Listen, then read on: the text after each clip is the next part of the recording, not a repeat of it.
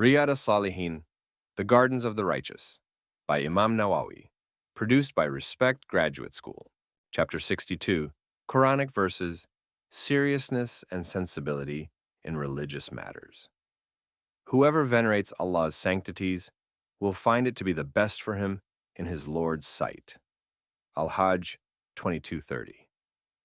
O you who believe, if you help Allah by striving in His cause, He will help you and make your feet firm, so that you are steadfast in His cause and ultimately victorious.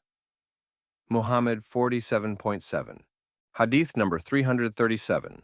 Sahih al-Bukhari, Adab 75, Ahkam 13. Sahih Muslim, Salah 182.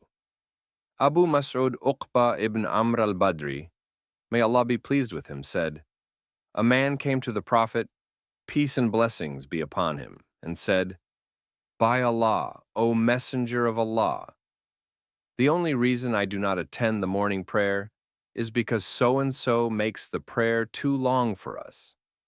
I have never seen the Messenger of Allah angrier in giving admonition than he was that day. He said, some of you make things difficult for people. Any of you who lead people in prayer should make it short. Among you there are those who are weak, old, and have things they must do. Hadith number 337. Sahih al-Bukhari, Adab 75, Ahkam 13. Sahih Muslim, Salah 182. Abu Mas'ud Uqba ibn Amr al-Badri, may Allah be pleased with him, said, a man came to the Prophet, peace and blessings be upon him, and said, by Allah, O Messenger of Allah, the only reason I do not attend the morning prayer is because so-and-so makes the prayer too long for us.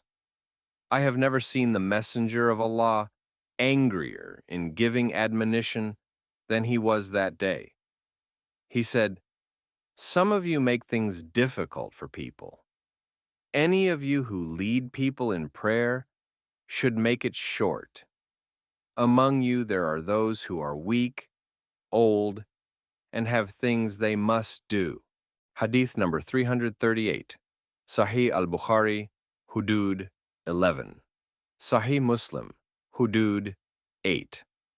Aisha, may Allah be pleased with her, reported that Quraysh were concerned with the case of a Makhzumi woman who had stolen something, and they said, who will speak to the Messenger of Allah?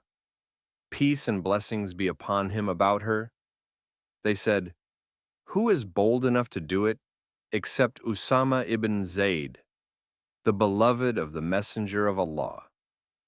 Usama spoke to him, and the Messenger of Allah, peace and blessings be upon him, said, how can you intercede when it is a case of one of the legal punishments of Allah the Almighty? Then he stood up and spoke, and said, those before you were destroyed, because when a noble among them stole, they let him be.